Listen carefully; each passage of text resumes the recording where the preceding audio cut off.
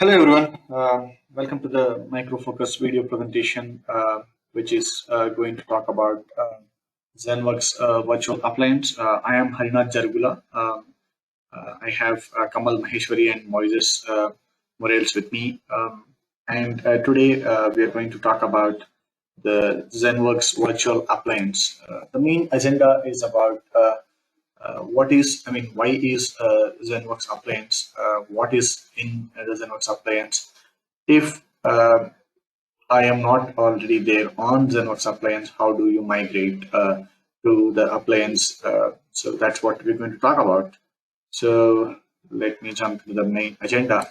So why ZENworks Appliance? So see, your organization is expected to have a wide range of configuration, asset, patch management, security management, operating system migrations, and whatnot, everything, right? So you and like with the time, the budgets are also decreasing. So we need to ensure that there should be a smarter way to do these things.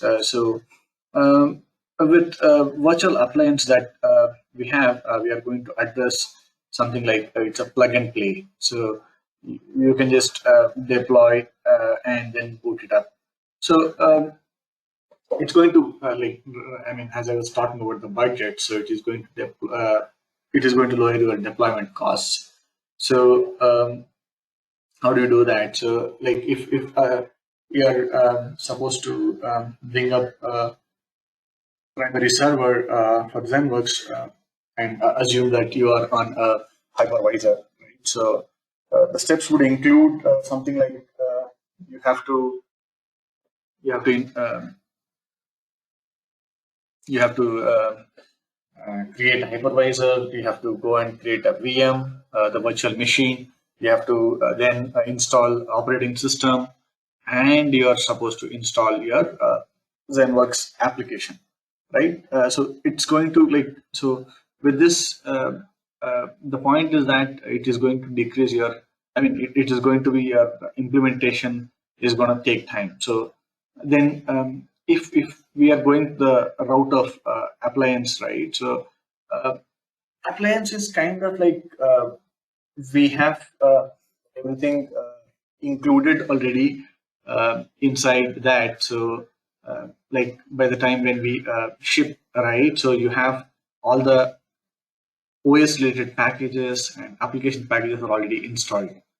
So effectively, if you have to implement this, you can just go to the hypervisor and deploy the VM template. So you just deploy the VM template, and when you are booting up, you configure the details, and you are up and ready.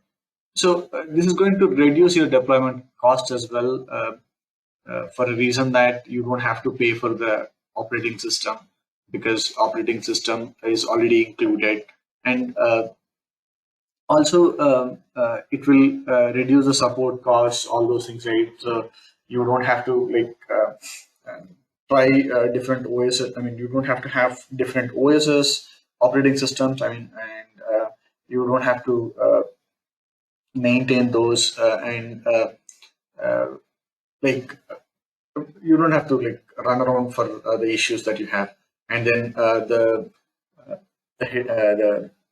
problems of managing the operating system with all the security patches, updating it every now and then. So all those things would be covered in the ZENworks appliance. So let me just talk about what is there in ZENworks appliance. So in this, we're just going to talk about the key features, what are there, and what is the deployment, and what is configuration, how do I migrate the appliance, and appliance administration. So you have a file explorer, you have terminal, you have log enabling, disabling. You can view the logs, you can monitor the state of the appliance, you can tune your server settings. So all those things can be done from appliance web console itself. We're going to talk in detail in the coming slides. So to give a small background on like how do we want to see this appliances, so we say, right, we have two different personas. Like you have take a company, you have two different personas. Like one is your IT administrator, the other guy is the ZENworks administrator. So IT administrator's job is to go and create a hypervisor, and he's going to deploy the appliance for you. And all that he's going to tell you is this is the IP, and this is your username password. So suppose, like, I mean, when you're deploying appliance, you don't get to ask too many details. So you are asked with what are the usernames, passwords. I mean, we ask for a root and then admin username, passwords, and then network details. And we actually ask for a second hard disk to be attached. And once you have it, you can just open the web console, which runs on 9443 port. You can go and configure the appliance. So configuring appliance meaning like you have to specify which database you're going to use, like Postgres, MS SQL, Oracle. So these databases are like you want to use internal certificate authority or external certificate authority. And it also has nice tools to manage and monitor your appliance. So the first and foremost thing for any non-Linux person to come to Linux is it's not so user friendly. Maybe like if you have to run commands, if you have to copy some files, may not be so easy for a guy who doesn't often work on Linux. So we wanted to solve that problem by giving all the tools that you would require to be on appliance web console itself. So we are going to talk in detail about it in the coming slides. And so it is going to reduce the deployment and configuration time as well. Let me just explain in detail. So if you are installing a primary server, then the steps will be like this. You download an ISO. I'm talking about installing it on a non-appliance machine.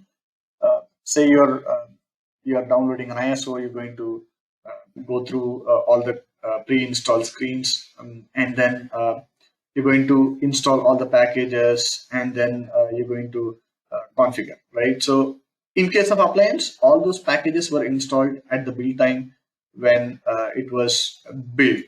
So which means in the Micro Focus side, when it is shipped, you have all the packages installed. So you don't have to, like for appliance, you don't have that step of installing those packages. You just configure the database, meaning you create the database, you configure the certificate, and then you're there, right? So, and we're going to move, like we're saying that it is easy to move from this version to the next version of ZENworks, right? So, like it is like we're going to have all the data into different hard disks, like so all your state that has to be carried forwarded to the next version is kept on your second hard disk that we are asking for you to attach during the configuration. So if you have to move to next version, right, so you can just detach the hard disk and attach, right? So that's going to be easy. And then yeah, so it is going to decrease your IT costs also because you don't need to have a separate license. Moving on, we're talking about like how do you deploy and configure an appliance, right? So we were talking about two different personas of like IT admin and ZENworks admin. So you have an IT admin who is going to deploy your appliance. So assume that you are using a vSphere hypervisor. You're going to need a OVA file. So you download the OVA file, deploy it, and when you boot up, it's going to ask for a disk to be attached. So we're going to attach the hard disk. So which is going to have your all the state that has to be carried forward to the next releases. And the next thing you do is your network identity configuration and your appliance user, like the root user and Zen admin. And once it boots up on the first screen, you would be presented with uh, detail of the web console URL, which is going to be the HTTPS, the hostname :9443, and you can just go there, log in with your ZenAdmin or root credentials, right? Then you're going to get into the web console. So there, in the previous slide, I was talking about we said, right, like the time going to be taken for this installation is going to be less. So what happens, right? Because your packages are already installed, and the packages are going to be same for every customer. The only thing which is going to be different is your database and the certificates that you're going to use. So you're going to just configure the database and configure the certificates, and you just going to configure. That's it. Like you, this would have taken a day, and you probably may finish in an hour at max, considering everything. So you can definitely take a day off and enjoy.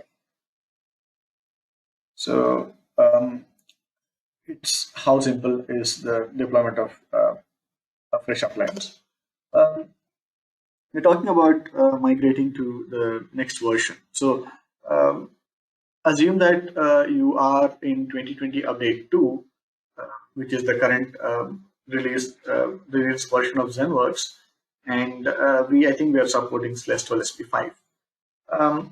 So assume a case where like we are moving to 2022, which is a next media release. We want to migrate. So now there is a possibility that your /12 SP5 is also out of support. Now we will have to update /12 SP5 to say /12 SP6 or like SP7, whatever. So you have to update your appliance OS.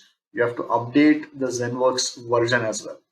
So that's where we so what we do is each time you're going to have a media release, we're going to release a new appliance. The new appliance would contain your new OS that we are going to support.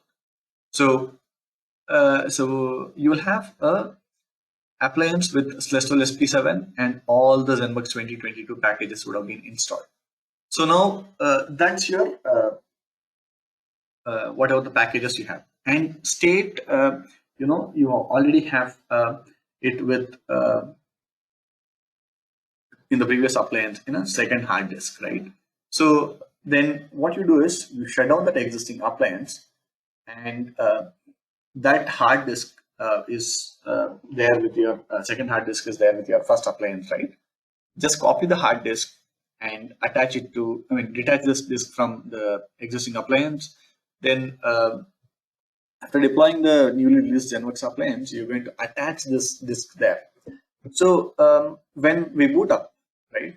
So there is a file which actually has the identity of your appliance in some form in the second hard disk.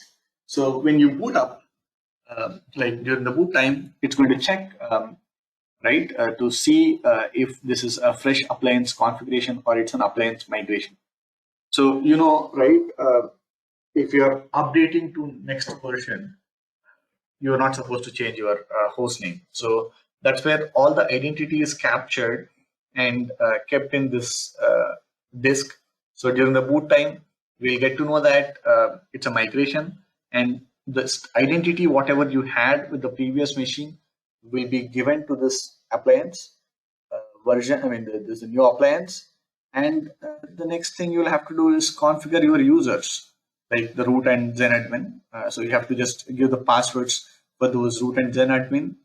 That's it. So you're going to get to the place where you have to go and launch the configuration wizard. So you get to the web console and then just authenticate so that you're going to get the new configurations that were done in the next version, like the 2022. Say you have one new component got added, the new component related configurations will be updated, and that's all, you're done. So the migration is complete. And also the migration time taken would be less when compared to your normal upgrade, because all the packages are already installed, as I said.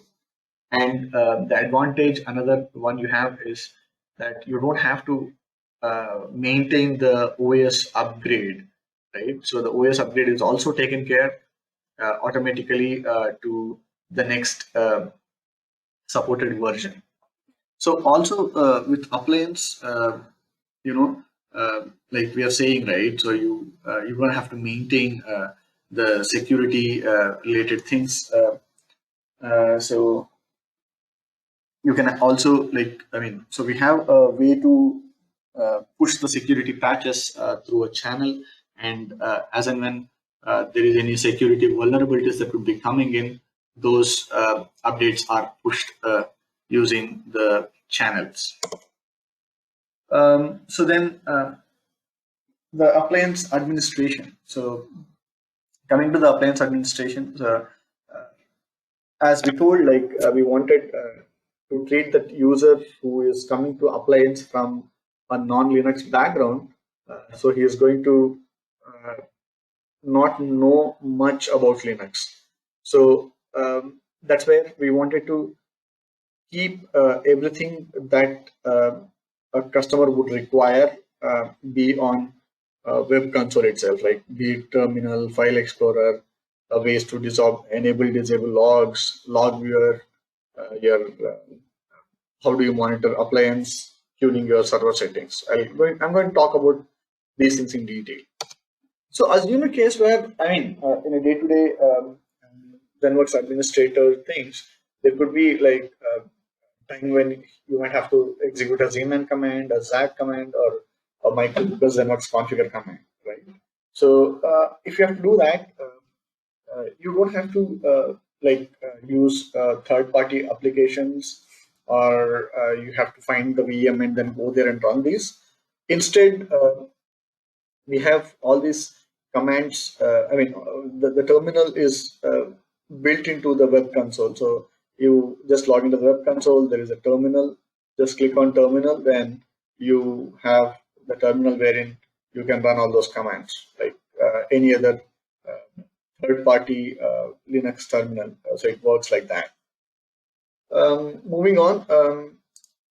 So assume like you have an issue, and then you had to give the logs to an NTS person.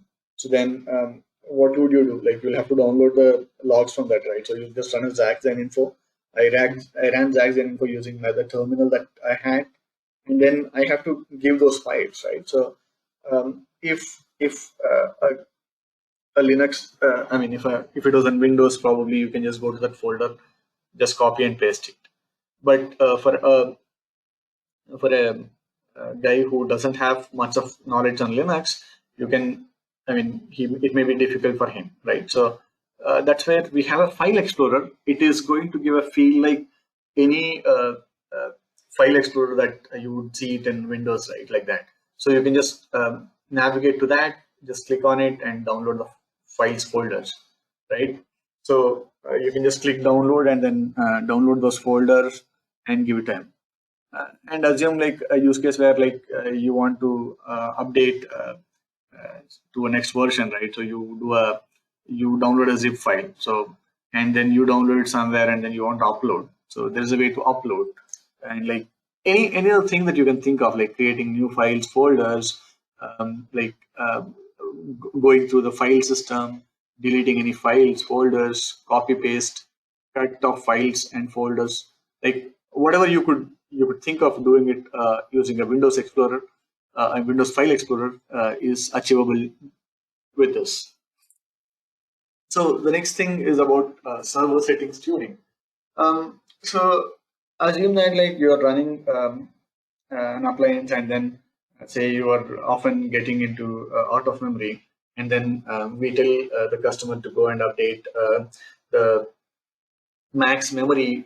Like say the max memory was configured at 2 GB, and then we wanted to update it to 3 GB, right? So if you have to do that on an appliance, it is very easy, where we have a basic mode of configuring settings wherein we just show ZenWorks server, and below that we say max heap, max memory, and then there is a checkbox provided, text box provided, where you have the current number, and you can always go and update it. So you can just update and then click save. It is going to go and write into that file, which is actually like say there's a script file which is having that file, the parameter it's going to update.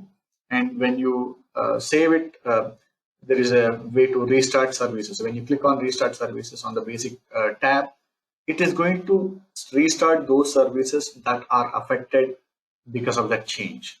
So you only change something for Zen server, you click restart, it's only going to restart Zen server. Say for ZenLoader you change, it's going to restart only ZenLoader.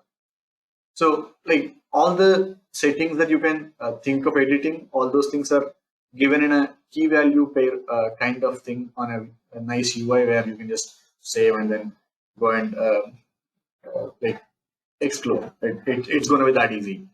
Assume like you are a customer who like everything, every file so we have an advanced mode for you where you can actually open the config file yourself and go edit.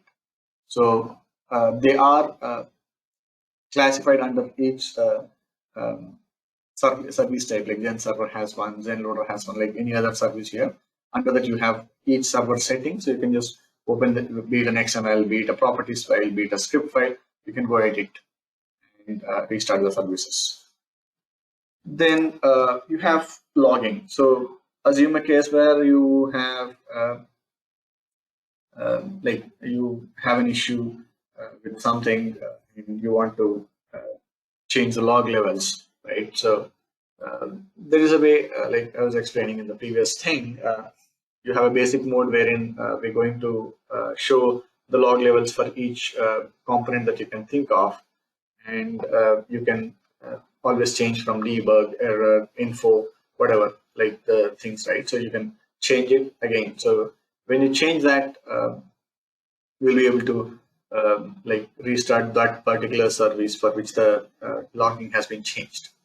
Again, like if you are familiar with all those properties file, instead of getting into a basic mode where you edit, you can always go to advanced mode, and all the configuration files are there. Like you can edit those, and it gives you which services to be restarted after you save it.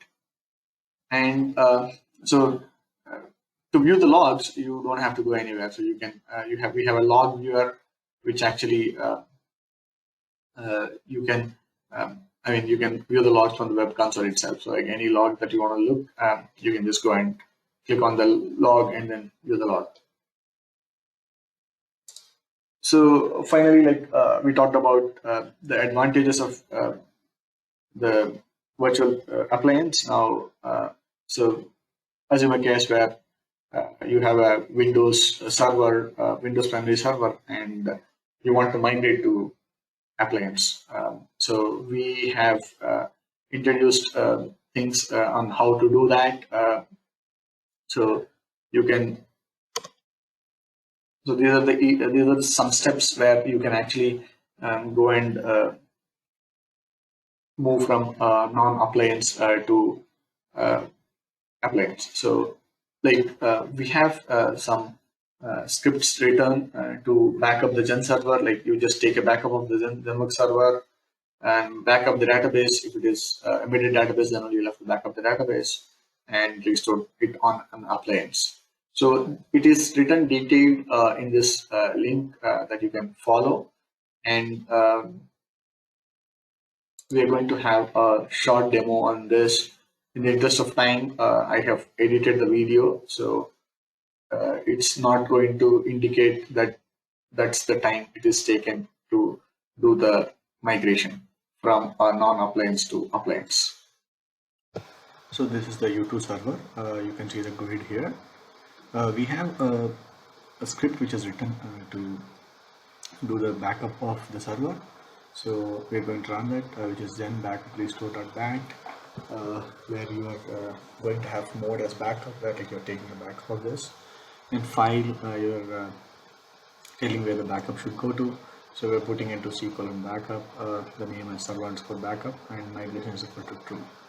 So we needed to be an authenticated administrator, so we are giving the super administrator credentials, and we are asking for a passphrase so that the backup is encrypted.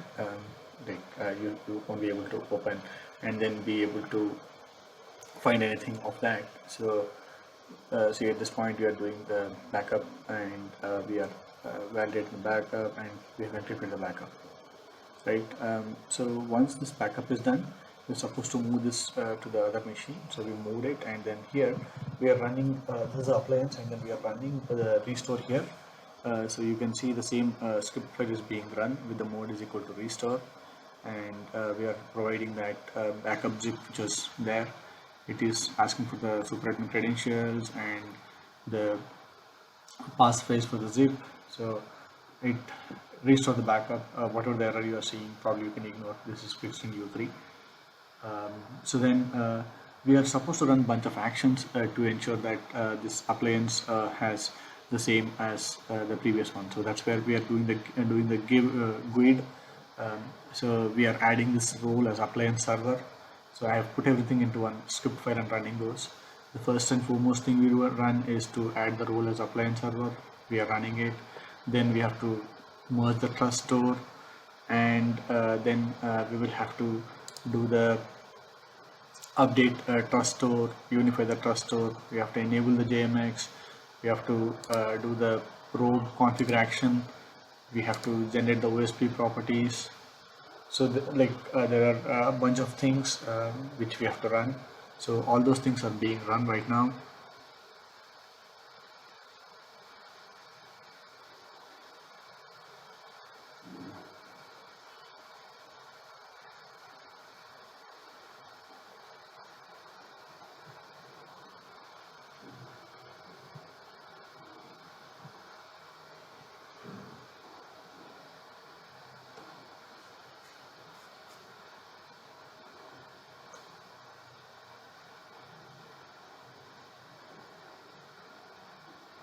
So the add role was successful.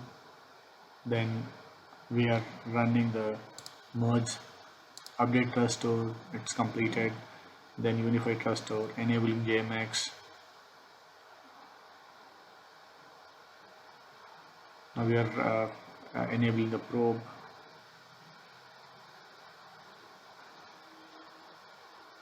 Now we are going to recreate the extractor packs because the server is changed now.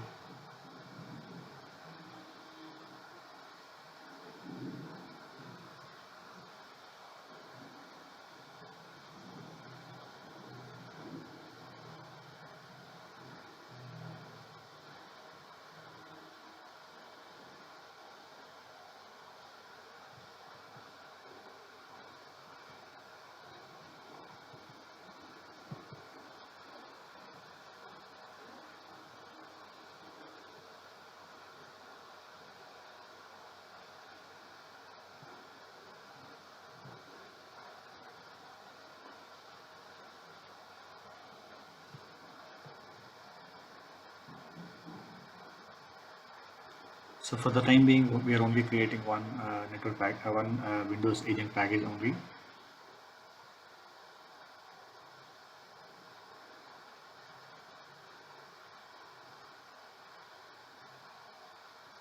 So that has been created. Now we have to start the services. We're starting all the services. So it's up and running. I click on ZENworks Control Center from here, and I am able to access the ZENworks Control Center from the appliance. Just try to log in and see if things are working fine.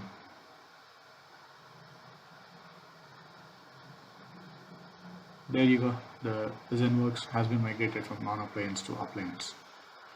Thank you.